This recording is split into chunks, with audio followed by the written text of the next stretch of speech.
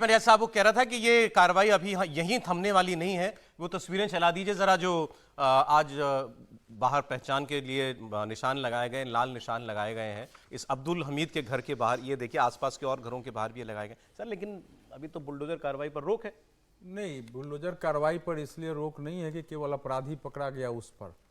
Supreme court ने कहीं नहीं कहा है कि सड़कों को खाली, उसमें तो लिखा हुआ है कि सड़कों पर अतिक्रमण हो, सार्वजनिक स्थानों पर अतिक्रमण हो, उस पर हम रोक नहीं लगा सकते हैं। देखिए, पहले तो ये जो है, हमारे पास भी अखबार की कई तस्वीरें थी, वो चिन्ह जो है 30-40 मकानों पर लगे हुए हैं अलग अलग तरीके से। देखिए, एक तो ये भी है, एक अखबार का हमने इसीलिए निकाला, बल्कि बड़ा है, वो इनका घर नहीं है। ऐसे 30-40 घरों पर पहले से लगाए। आप देखेंगे ना, वो जो शोभा यात्रा जा रही है उस समय का आप वीडियो देखेंगे तो वो रास्ते जैसे टीन का शेड लगा हुआ है, कहीं वो काले वाले प्लास्टिक का शेड लगा हुआ है दोनों तरफ से, बीच में चलने के रास्ते खत्म हो चुके हैं। तो वहां पहले भी लड़ाई हुई है। महेशी जो गांव है महाराजगंज में, लोगों ने मांग की थी, थोड़े बहुत हटे भी थे, कार्रवाई भी हुई थी, लेकिन रुक गई थी। तो अगर ये संकरी नहीं होती तो ये भी वहां के प्रशासन का फेलियर है कि आप अगर यात्रा निकालने की अनुमति देते हैं तो एक बार पुलिस को और बाकी को जाके उसको चेक तो करना चाहिए था क्या स्थिति है। उन्होंने तो किया नहीं है। लेकिन मैं ये जो तीनों चीजों को मिला के देखिए, पूरे घटनाक्रम को देखना होगा, या उसमें से निकाल करके एक पुलिस के इनकाउंटर पर विवाद करना होगा, या बुलडोजर को निकाल अगर होने कार्रवाई आती उसको निकालना होगा। जिन लोगों ने, इस देश के जिन नेताओं ने, मुस्लिम मजहबी नेताओं, राजनीतिक नेताओं ने, इस देश के गैर राजनीतिक एक्टिविस्टों ने, बौद्धिक जगत के लोगों ने और कुछ एनजीओ वादियों ने जितनी तीव्र और तीखी प्रतिक्रिया इस इनकाउंटर पर दी है, मुझे आप उनके सोशल मीडिया से मीडिया में बता दीजिए कि वैसे ही प्रतिक्रिया राम गोपाल मिश्रा के साथ हुई बर्बरता पर की गई है, उसकी हत्या पर दुख प्रकट किया गया हो।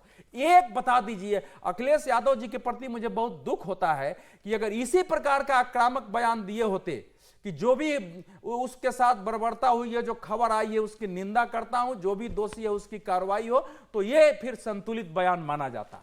इसीलिए देखा जा रहा है कि हमारे देश का एक पूरा इकोसिस्टम एक पक्षीय बयान में जाता है। बल्कि वहां तो उनका था कि उस क्षेत्र से यात्रा निकाला क्यों गया था। अगर आप उनके बयान को देख लीजिए तो कि निकाला क्यों गया था। तो ये जो लोग आवाज उन्होंने ये भी कहा कि उसके बाद पहले तो प्रशासन यात्रा करवा नहीं पाई, हिंसा नहीं रोक पाए, और उसके बाद अब जो कार्रवाई हो रही है ये नाइंसाफी है। तो इसीलिए कह रहे कि इस एक पक्षीय, मैं तो इसका देखिए, मैं ये कहना चाह रहा हूं कि इस देश के चाहे नेता हो, बुद्धिजीवी हो, प्रशासनिक पुलिस अधिकारियों हो, अगर देश भर में किसी विशेष मजहब के लोगों के घर के बीच से कोई दूसरे धर्म और मजहब की यात्रा, कोई भी मजहब नहीं निकल सकती है, किसी धर्म स्थल के सामने दूसरे धर्म के यात्राएं निकलने की स्थिति नहीं पैदा हो रही है, पत्थरबाजी हो रहे हैं, हत्याएं हो रही हैं, इसके बावजूद इनकी चिंता नहीं होती है, तो फिर तो इसका समानता दुनिया के इतिहास में ढूंढनी मुश्किल है। तो आप गोली मार दिया, उसका एक इशू आपने ले आया है, बुलडोजर चलेगा उसका भी लाएंगे, लेकिन इस पूरे घटनाक्रम को आप एकदम से हाशिए पर डाल देती हैं। यह समस्या यहां पैदा हुई है। समीर जी, एनकाउंटर और अब बुलडोजर एक्शन, देखिए प्रशासन के काम करने का एक तरीका देखिए, पर हिंदुस्तान के अंदर ये हो गया है। पहले अतिक्रमण होता है तो नगर निगम जो है, कॉरपोरेशन है, उस पर कोई ध्यान नहीं देती है। इतने बड़े बड़े मकान बन, छतरपुर का आपने देखा होगा जो मकान ढहाया गया। अब प्रशासन को काम करने का तरीका देखिए, पहले आप अतिक्रमण करने दीजिए, वो मकान बना लेगा, फिर वहां से कोई अपराधी अपराध कर देगा, उसके बाद ध्यान आता है कि ये मकान तो अतिक्रमण से बना हुआ, अब इसे गिराया जाएगा। मुझे लग रहा है प्रशासन को पहले सुनिश्चित करना चाहिए कि भाई उस हामिद के घर के अंदर इतने हथियार कहां से आ गए, पत्थर कहां से आ गए, उसने इतना बड़ा अतिक्रमण कैसे कर लिया। वहां पर कह रहे हैं उसके 2 मकान और अतिक्रमण करे हुए। आज ये खबर अखबार में पढ़ रहा था कि उसने बहराइच के पास में गांव में 2 मकान अतिक्रमण जमीन पर कब्जा करके बनाए हुए। तो पुलिस तंत्र को इतना मजबूत होना चाहिए कि वो पता करे कि इस आपराधिक वृत्ति के जो लोग हैं वो शहर के अंदर कहां रह रहे हैं, किस तरीके से रह रहे हैं।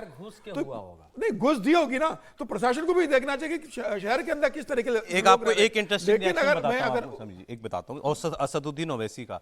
देखिए वीडियो आ गया कि छत पर वो खड़ा है, उसको गोली लग गई। वीडियो आ गया, जो लड़का है सरफराज जिसका इनकाउंटर, अभी हाफ इनकाउंटर, पैर में गोली लग गई है, उसके हाथ में गन है, उसका भी वीडियो आ गया। असदुद्दीन ओवैसी का ये पोस्ट सुनिएगा।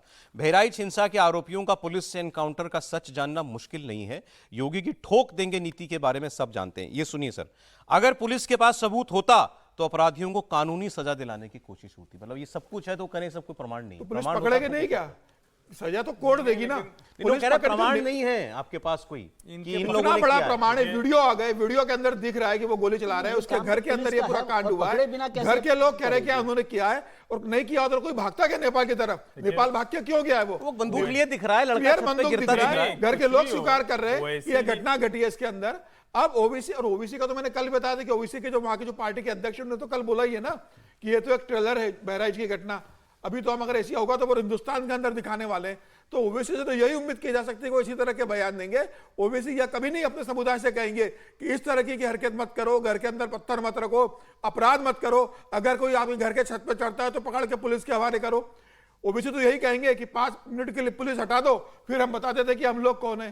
तो ओबीसी उस मानसिकता के लोग हैं, उस मानसिकता को बढ़ावा देते हैं, और इन लोगों को जो कहते हैं ना कि प्रश्रय देते हैं कि भाई इनकी रहने की व्यवस्था, खाने की व्यवस्था, ओबीसी जैसे मानसिकता के लोग करते हैं। ओबीसी के तो भाई ने कहा था, छोटे भाई ने, जब हैदराबाद के अंदर जब 5 लोग अपराधी पकड़ाए में आए थे कि हम ऐसे लोगों के लिए पनाहगार बनाना चाहते हैं जो पूरे हिंदुस्तान के अंदर जो मुसलमान परेशान होता है पुलिस से, वो हैदराबाद में आके हमारे यहाँ पर सुरक्षित रहे।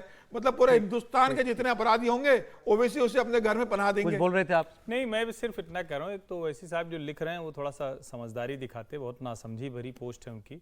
अरे भाई, अगर पैर के नीचे गोली लगी, इसका मतलब कानून के ही दायरे में सारे तथ्य, सबूत, प्रमाण वो सरकार जुटाएगी, न्यायालय के सामने प्रस्तुत करेगी। तो एक तो वो गलत है, थोड़ा सा वकील होने के बाद ऐसी हरकत करते हैं तो थोड़ा सा नासमझी पे तरस आता है। दूसरा, हम लोग इतनी बातें कर रहे हैं, कोई ये बात नहीं कर रहा है कि भाई महसी की उस सड़क के सारे मुसलमान खड़े होते, दुर्गा प्रतिमा विसर्जन हो रही, फूल लेके खड़े हो जाते, कहते कितनी सुंदर यात्रा है, हम तो सांप्रदायिक सद्भाव सौहार्द बना रहे हैं। क्या ये तब होता? नहीं होता। ये कब हुआ? जब वहां तनावपूर्ण स्थिति बन गई, जब वहां पत्थरबाजी हो गई, जब वहां लोगों ने डीजे पर गाना बजाया और दूसरों को नहीं अच्छा लगा। अगर वो वहां खड़े होते और मान लीजिए उस मोहल्ले के 10-20 बड़े बुजुर्ग, जहां से मुस्लिम मोहल्ला शुरू होता है, गांव शुरू होता है, शहर वहां खड़े हो जाएं और कहें कि हम स्वागत करते हैं आप लोगों का, आइए, आप सब हम सब हिंदू मुसलमान सब एक है और सबका देश है। भाई, ये नहीं हो सकता था क्या? आज तक एक भी वाकया ऐसा दिखता है? और ऐसा हो जाए तो क्या ये होगा क्या? ये सवाल कोई नहीं पूछता, ये चिंता की बात है। एक चीज मैं कहना चाहता हूँ, मतलब वैसे तो ये जो एक्सक्यूज है अतिक्रमण का, जितनी बात हो गई, उस सड़क को देखेंगे तो वो चौड़ी सड़क है, लेकिन मैं वो नहीं कह रहा। मैं कह रहा हूँ सरकारों को, योगी सरकार की नहीं कह रहा हूँ, सरकारों को अतिक्रमण हटाने के लिए किसी आपराधिक घटना होने या दंगे के इंतजार नहीं करना चाहिए।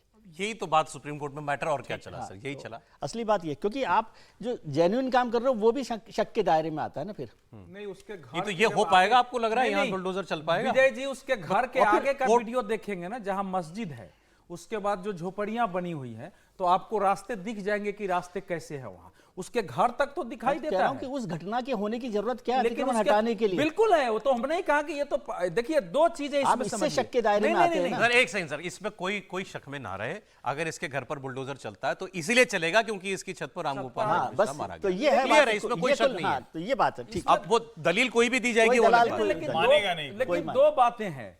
जैसे ही देखिए, इसमें पुलिस भी और प्रशासन भी ये कटघरे में है।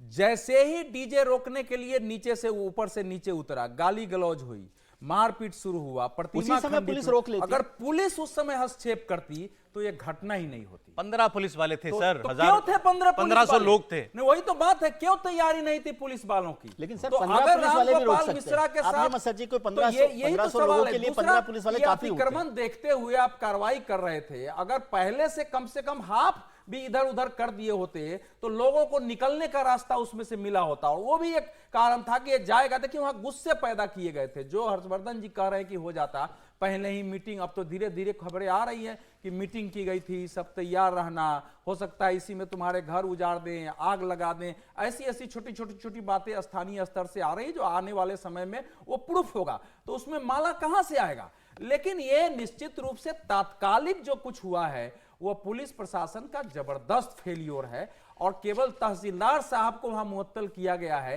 इससे काम नहीं चलने वाला है। राइट।